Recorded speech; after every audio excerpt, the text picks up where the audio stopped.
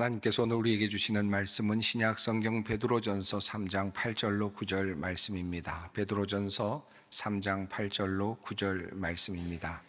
이 계시의 말씀을 봉독할 때 다 함께 살아계신 하나님의 음성을 들으실 수 있기를 바랍니다. 마지막으로 말하노니 너희가 다 마음을 같이하여 동정하며 형제를 사랑하며 불쌍히 여기며 겸손하며 악을 악으로 욕을 욕으로 갚지 말고 도리어 복을 빌라. 이를 위하여 너희가 부르심을 받았으니 이는 복을 이어받게 하려 하심이라. 아멘. 우리는 지난 시간 설교를 통하여서 우리는 어떻게 그리스도인이 되는가에 대해서 함께 생각해 볼 시간을 가졌습니다. 물 세례는 어떤 것일까? 물 세례의 의미는 어떤 것일까? 물 세례를 받았다는 것은 어떤 의미일까를 생각해 보았고, 또 성령 세례를 받는다는 것은 어떤 의미였을까를 우리가 함께 살펴보았습니다. 성령 세례를 받고 그리스도인이 된 사람들이 누리는 평안에 대해서도 함께 말씀을 나누었습니다. 오늘은 이렇게 그리스도인이 된 사람들이 어떻게 살아가야 하는가, 어떤 삶을 살아야 하는가에 대해서 함께 말씀을 나누려고 합니다. 우리 그리스도인들은 이 세상에서 어떻게 살아야 할까요? 사실 이 질문은 매우 큰 질문입니다. 너무 방대해서 그 답을 하기가 어려운 그런 질문일 겁니다. 조금 축소해서 이렇게 질문을 던지고 또 오늘 말씀과 연결해서 이 질문을 가지고 대답을 함께 찾아보려고 합니다. 그 질문은 이유 없이 기독교가 박해를 당하고 또 기독교에 대한 폄하 그리고 또 기독교에 대한 그런 올바른 이해가 없는 상황 속에서 그리스도인들은 어떤 삶을 살아야 하는가 하는 질문입니다.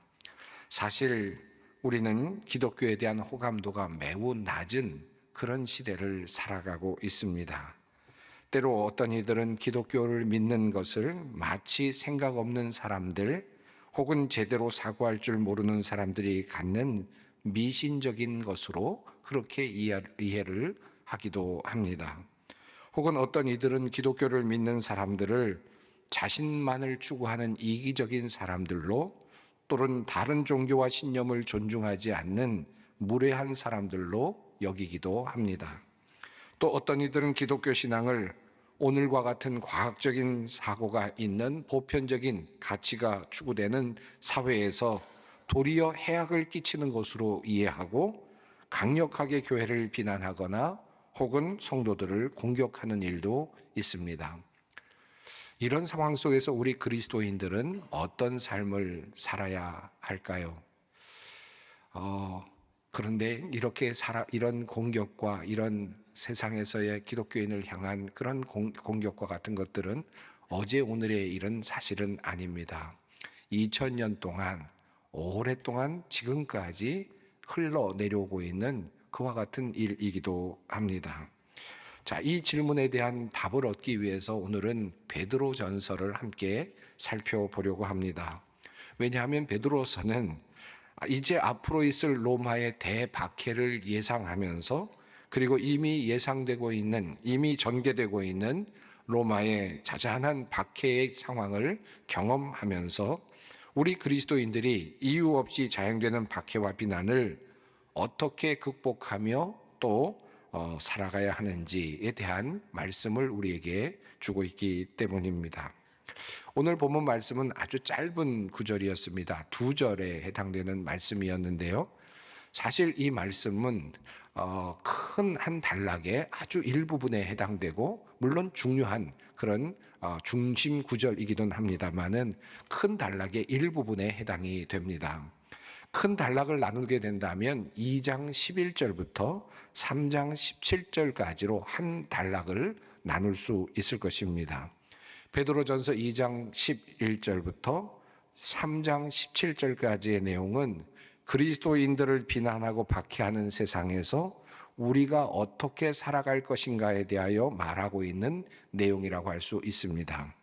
2장 12절, 그러니까 그 이야기의 앞부분에 이런 내용이 나옵니다. 너희를 악행한다고 비방하는 자들로 하여금, 즉 다시 말하면 그리스도인들을 향하여서 악을 행하는 사람들이다라고 비방하는 사람들에게 어떻게 할 것인가에 대한 주제를 돌출시키고 있습니다. 그리고 3장 16절 마지막 그 이야기 단락의 마지막 부분에도 같은 내용이 나오면서 정리를 하고 있습니다. 이는 그리스도 안에 있는 너희의 선행을 욕하는 자들로 그 비방하는 이래 라는 표현이 나옵니다. 그러니까 2장 11절부터 3장 17절까지는 앞뒤로 이와 같이 그리스도인들을 비방하는 사람들, 비방하는 일에 대하여 그리스도인들은 어떤 자세를 가지고 살아갈 것인가, 어떻게 생활을 해야 할 것인가에 대한 내용을 담고 있다고 할 수 있겠습니다. 그런데 그 내용 안에, 큰 단락 안에는 조금은 이해하기 어려운 구절들도 사실은 있습니다. 사환들에게 주시는 말씀이 있고요, 남편과 아내들에게 주시는 교훈도 그 안에 담겨 있습니다. 그리스도인들을 박해하고 또 그리스도인들이 환대받지 않는 상황 속에서 우리가 어떻게 살아야 할 것인가를 말씀하는 내용 속에 종들에게, 그리고 아내들에게, 남편들에게 주시는 말씀이 있다. 조금은 복잡하고 어려워 보이는 말씀인데 오늘 이 말씀을 조금 더 깊이 구조적으로 그리고 내용적으로 함께 살펴보려고 합니다. 세상이 그리스도인들을 향하여서 악행을 한다고 비난하고 있는 현실을 반영하고 있는 말씀이 바로 오늘의 내용입니다. 사실 세상에서 특별하게 잘못이 없음에도 불구하고 그리스도인들을 비난하고 박해해 온 것은 어제 오늘의 일인 결코 아닙니다. 이런 현실 속에서 우리가 어떻게 삶을 살아가야 할까요? 베드로전서 2장 12절 앞부분에서 이미 그 답을 먼저 하고 있습니다. 첫 번째 대답입니다. 너희가 이방인 중에서 행실을 선하게 가져 라고 말씀합니다. 이렇게 비난을 받고 있는 상황 속에서 너희가 해야 할 첫 번째 일은 행실을 바르게 해야 한다, 선하게 해야 한다 라고 말씀을 합니다. 또 베드로전서 3장 16절 앞부분에도 선을 행하라, 선행을 하라 라고 하는 말씀이 나타나고 있습니다.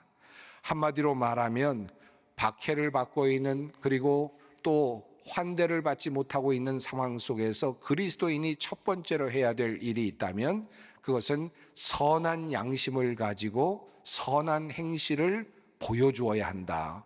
세상 사람들에게 그것을 보여주어야 한다라고 하는 것입니다. 이것이 조금 더 구체적으로 어떤 것일까? 선한 양심을 가지고 선한 행실을 한다는 것이 어떤 것일까에 대한 내용이 바로 오늘 본문에 나오는 내용이고, 그 내용 속에 아주 축약된 삶의 태도들이 5가지가 나열되고 있습니다. 성경은 말씀합니다. 마지막으로 말하노니 너희가 다 마음을 같이하여 동정하며 형제를 사랑하며 불쌍히 여기며 겸손하며, 이렇게 말씀을 합니다. 그냥 나열되는 말씀 같지만 매우 중요한 단어들이 5개가 나열되고 있고 또 전개되고 있습니다. 우선 첫 번째 단어는 마음을 같이 하여라고 하는 단어입니다. 호모프론이라고 하는 단어가 사용이 되었습니다. 한 마음이 되어야 한다라는 것입니다. 세상 사람들이 기독교인을 박해하고 또 환대하지 않는 상황 속에서 그리스도인들이 마음이 흩어지면 안 된다라는 뜻이겠죠. 이 말씀은 믿음으로 하나가 되어야 된다라는 말씀이고, 한 믿음 안에서 한 공동체를 이루어야 된다라는 말씀이기도 합니다. 조금 더 나아가서 또 믿음이나 여러 가지 상황 속에서 조금 다른 점이 있다 할지라도 서로가 하나 되는 선 안에서 조화를 이루며 살아야 된다라고 하는 뜻이기도 합니다. 세상 사람들이 기독교를 박해하고 또 환대하지 않는 상황 속에서 기독교인들이 흩어지고 나누어지고 서로 싸운다면 어떻게 되겠습니까? 당연히 세상 사람들로부터 비난을 받게 될 것이고 그 비난을 극복하기 어렵겠죠. 그러므로 한 마음, 같은 마음을 가지고 살아야 된다. 기독교인들은 한 신앙 안에서 함께 살아가야 된다라고 하는 말씀을 하고 있습니다. 두 번째 단어는 동정하며라고 하는 단어입니다. 스임파데스라고 하는 단어입니다. 이 말씀은 동정한다라는 뜻, 다시 말하면 공감을 하는 능력을 말씀합니다. 다른 이들의 아픔을 나의 아픔으로 알고 느끼는 능력이 필요하다. 이것은 선한 능력이 되고 그리고 세상 사람들을 부끄럽게 하는 능력이다 라고 하는 것입니다.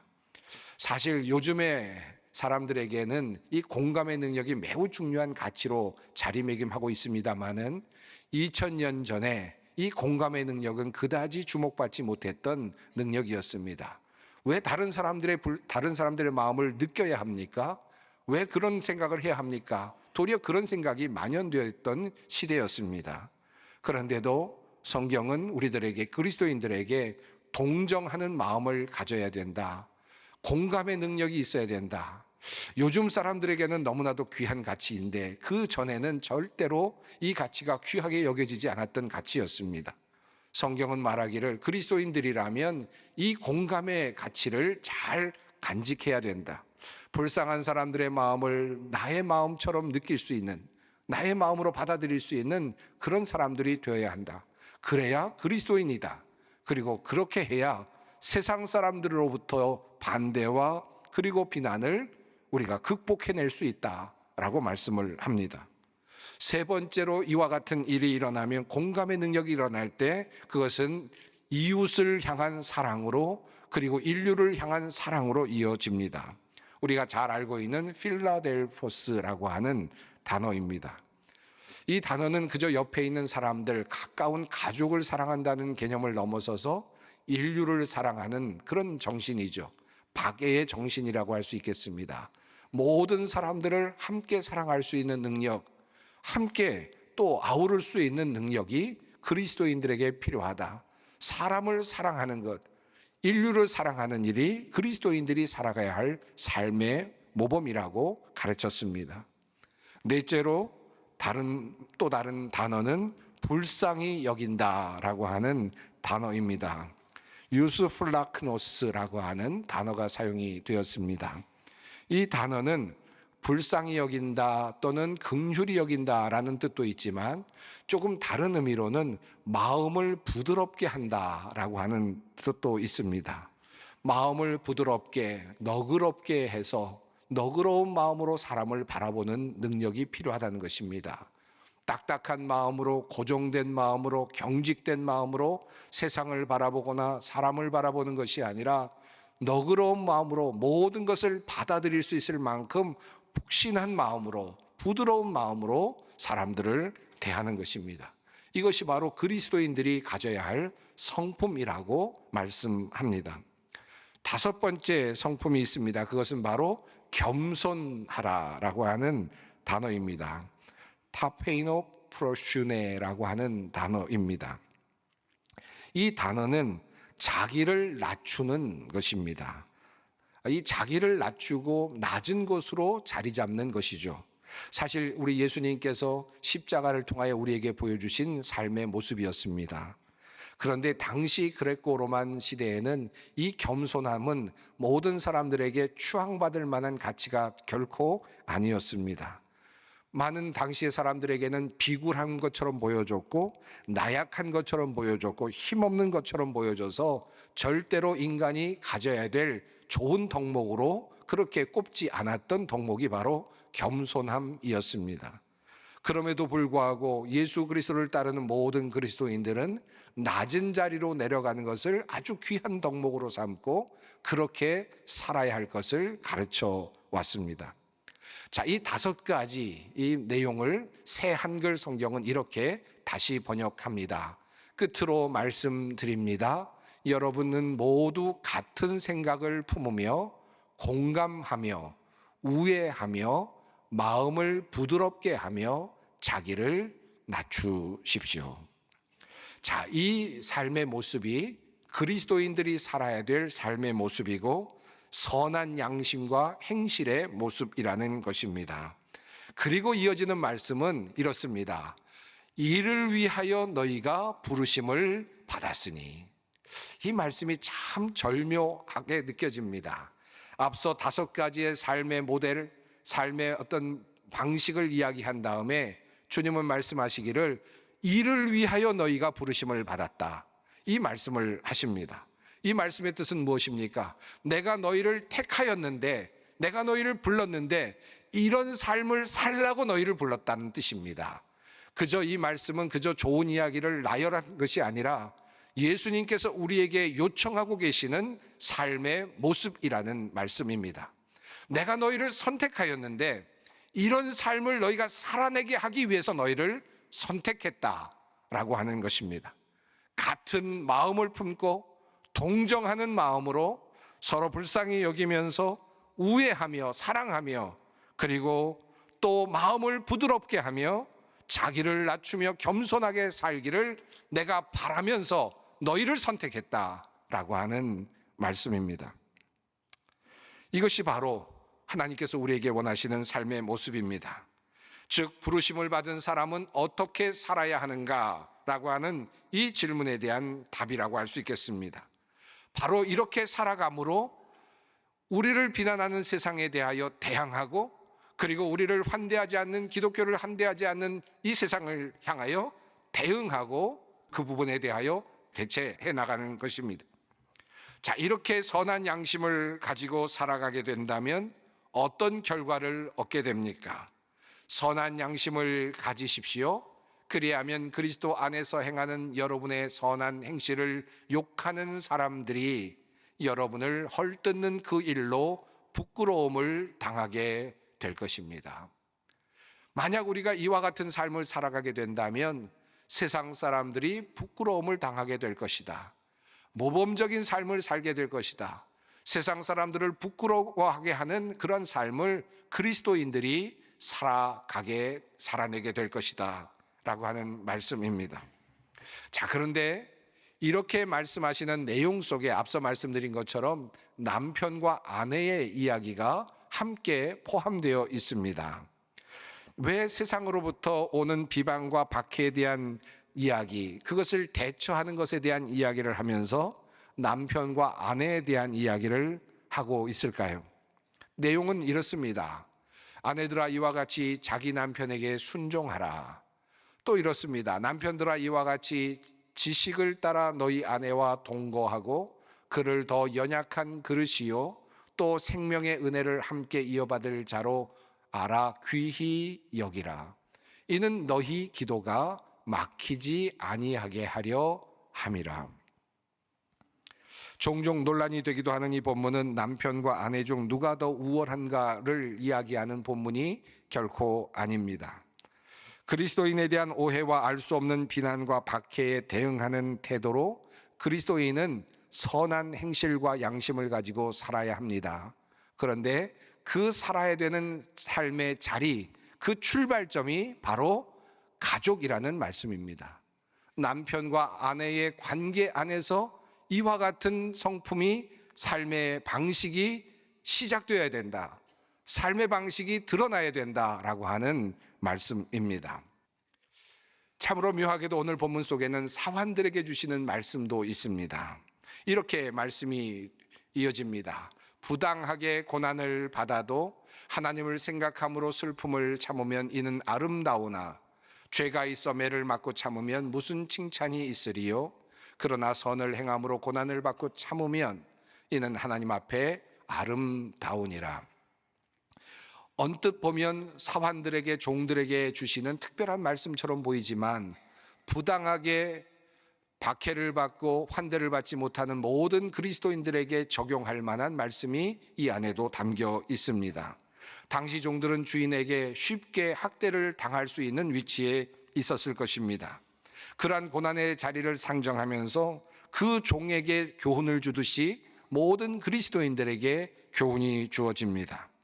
자, 우리가 세상으로부터 쓸데없이 고난을 받거나 박해를 받을 때 어떻게 생각을 해야 하는가, 어떻게 대응해야 하는가? 베드로는 분명하게 답합니다. 이를 위하여 너희가 부르심을 받았으니 그리스도도 너희를 위하여 고난을 받으사 너희에게 본을 끼쳐 그 자취를 따라오게 하려 하셨느니라. 선을 행함으로 고난받는 것이 하나님의 뜻일진데 악을 행함으로 고난받는 것보다 나으니라. 우리가 선을 행하고 좋은 일을 하는데 왜 교회가 비난을 받을까? 왜 그리스도인들은 환대를 받지 못할까? 라는 질문을 던질 때 주님께서 말씀하십니다. 이를 위하여 너희가 부르심을 받았다. 이 고난을 견디게 하기 위해 너희가 부르심을 받았어. 이 환대받지 못하는 삶을 살라고 내가 너희를 불렀어 라고 하는 말씀입니다. 자, 마지막으로 한 가지 본문이 더 이어집니다. 오늘 본문은 한마디로 그리스도인들을 박해하는 이들 세상을 향하여 복을 빌라라고 그렇게 말합니다. 아니, 복을 빌라고 세상을 향하여 복을 빌라라고 그렇게 말합니다. 악을 악으로 욕을 욕으로 갚지 말고 도리어 복을 빌라. 이를 위하여 너희가 부르심을 받았으니 이는 복을 이어받게 하려 하심이라. 우리를 박해하는 사람들을 향하여 복을 빌라. 그렇게 하기 위해서 너희가 부르심을 받았다. 여러분 이해가 되십니까?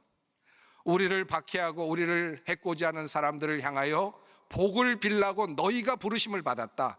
그런 의도로 너희를 택했다. 주님께서 말씀을 하십니다. 그런데 흥미롭게도 그렇게 복을 빌게 될 때 그 복이 우리에게까지 이어진다고, 그 축복이 이어진다고 성경은 우리에게 말씀합니다.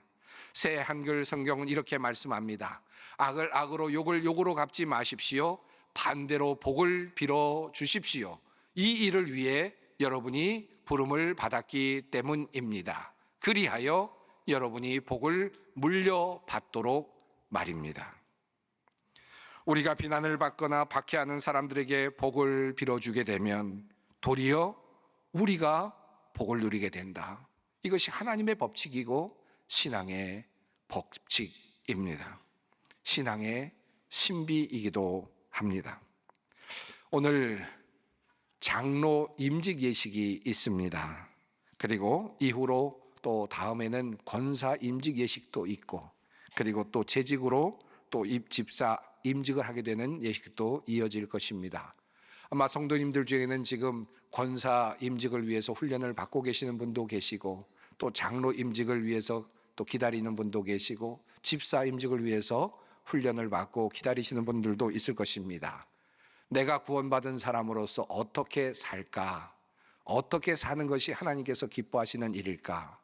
그 질문에 대한 답을 오늘 주님께서 우리에게 말씀을 하십니다. 부름을 받은 사람은 어떻게 살아야 합니까?